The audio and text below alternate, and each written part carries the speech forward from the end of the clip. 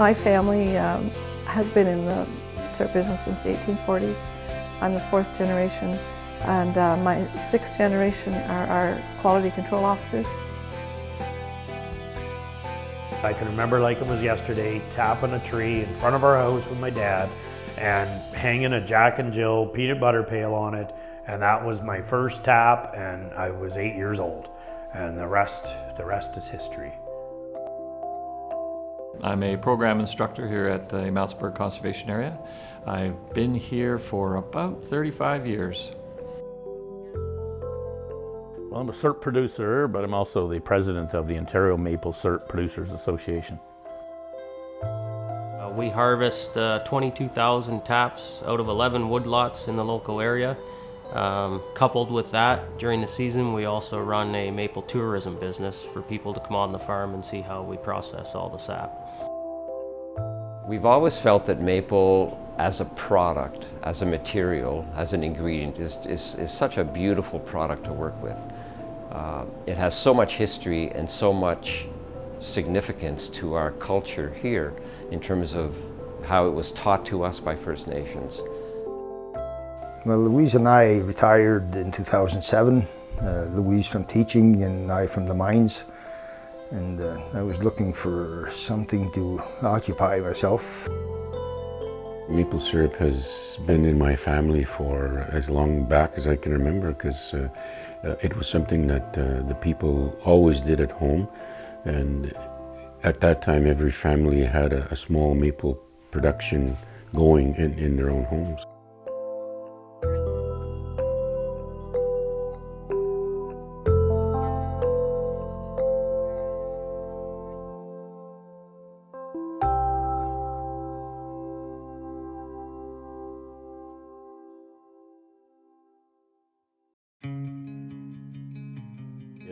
As they say, it's the first agricultural crop of the year. It's a time where you can get out. The weather is usually nice. There's bright sunshine, and also the mystique of getting a product out of a tree and boiling that into a process and making this nutritious, healthy sweetener that we all know so well as Canadians. To me and to a lot of members of our association, the most important thing is a healthy forest. And I call it the goose that lays the golden egg. We actually have a booklet that's specifically designed to educate people about proper forest management for sugar production. If you have healthy trees and a healthy forest, and you're working towards improving the health of that forest, you're going to have a good crop and a good product.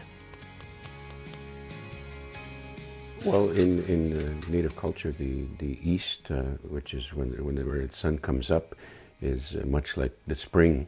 The four seasons on the medicine wheel would be spring, summer, fall, and winter. And we start out in the spring by going into the bush when the forest is waking up, and we start doing our maple syrup then, and that's a big part of Native culture. When I was a boy, the first method we used was splitting cedar blocks. We would split the blocks up and cut small slats out of the cedar tree, and we would carve them and make a groove in it, and we'd make a slash in the tree, and we'd tap that little piece of cedar in there, and the sap would run down the cedar and drip into the bucket. A lot of the Native people believe that the sugar is a gift from the Creator, and it's more natural than any other types of sugar, and we like to believe that it helps to cure a lot of things. In this sugar bush that I'm working in now, we cut down a maple tree which was pretty big on the base, probably about 4 feet across, and in the inside of the tree, where the tree was very small at that time, probably 18 inches in diameter, somebody had cut a slash in the tree, much like the way we used to tap the trees at home to get syrup out of it, and it was done on both sides of the tree, so you could tell that it was done a long time ago. And when they dated the tree was early 1600s, which predated settlement in this area, so it's been going on for a long time. Our farm originated in the 50s with the grandfather.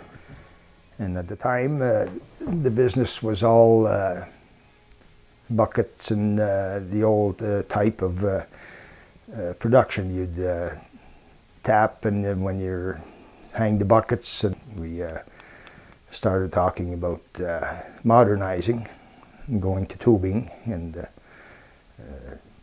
sap collection through vacuum systems and a new evaporator. We estimate it's about 100% increase going from sap buckets to tubing. So we became the leaders probably by accident. We didn't expect to increase our productivity this much. My parents wouldn't let me tap our bush. We had a little 2.5 acre bush on our property in Nobleton, and until I got out of high school. But down the lane, on each side of the lane, we had maples, and I had 50 taps. So that was my start. I had 50 taps until I got out of high school, and then we went to the bush and we tapped by hand, a buddy and my, 200 taps, and that was the first and last time we did it by hand.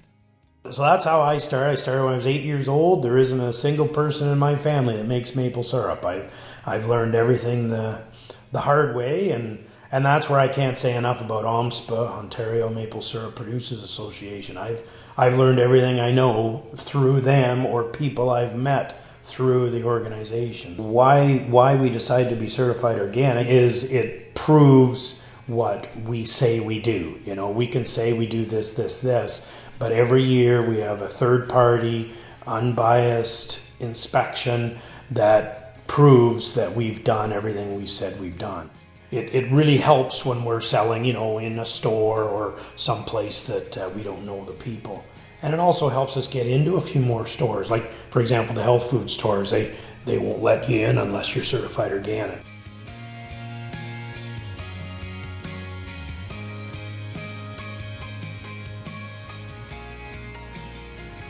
I think we do a few unique things with our programs that has a lot of the regional school boards involved with us. One of the unique things we do is a puppet show introduction with a maple tree and a squirrel, and that kind of brings it alive for the kids, I think. And then getting a horse-drawn ride out to the site.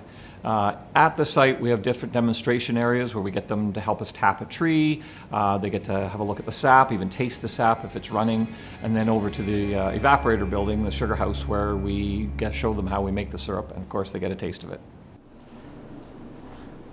We decided that it would be interesting to look at maple as a design project and to sort of see what we could do with it. The cube is probably one of our favorite products, especially when it's presented in the maple wood box. It's a beautiful shape, very unusual. You take the cube and you grate it just like Parmesan cheese over anything, sweet or savory. We can do it over the conventional things like ice cream and fruits and granola and yogurts, but you can also do it on savory things like bacon or roast salmon.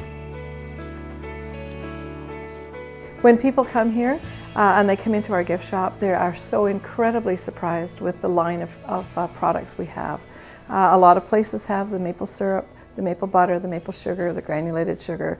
But when they come here and they see jams and maple fruit syrups and barbecue sauce and mustard and spice mixes using maple sugar, they're, wow, really? And I think it opens up their eyes to what they can use maple syrup on at home as well, and increases the use of maple syrup in their homes. The Bath & Body line occurred because, as you know, when you watch the market trends, they were using all kinds of different foods in Bath & Body lines. They're using pomegranate, they're using honey, and also there was a lot of research done in the maple industry about the really goodness of maple syrup, the antioxidants, the minerals, the potassium and all that. So it was really fun. Instead of tasting our value added, we applied it. And so we use maple sap, maple sugar, maple syrup in our products, and they've been very successful and very unique. They have traveled around the world as a tourism gift. The markets are growing huge. exports growing, retail's growing in Ontario alone.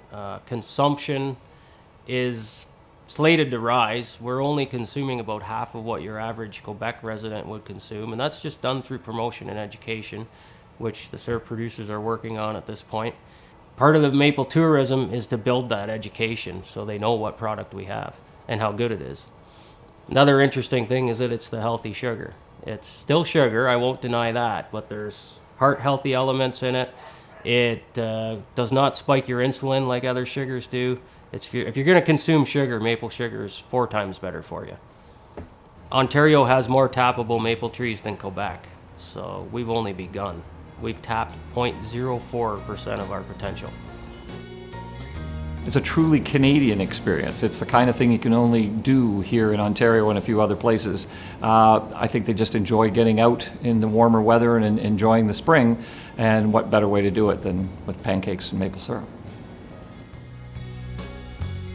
If people are wanting to get into value added, they really want to plan ahead. They have to have the willingness to learn and be really innovative, creative, be willing to fail. There's many products that aren't on my shelf that we tried and didn't work. It was always, for us, something that we did, and it's a little bit historical, a little bit cultural, and certainly for me it means a lot to be doing this sugar. In Ontario, we've got huge potential to grow. We import more maple syrup from other jurisdictions than we make. So our demand greatly exceeds our supply. Consumers are learning about the health and nutritional benefits of maple syrup as a natural sweetener. There's many compounds in there that are good for us as individuals, as humans, much more nutritious than compound white sugar, for example. So I see the industry growing. We see equipment suppliers expanding into Ontario, and that's a sign that things must be happening, something must be happening. And we see consumer confidence in the maple syrup that we make in Ontario.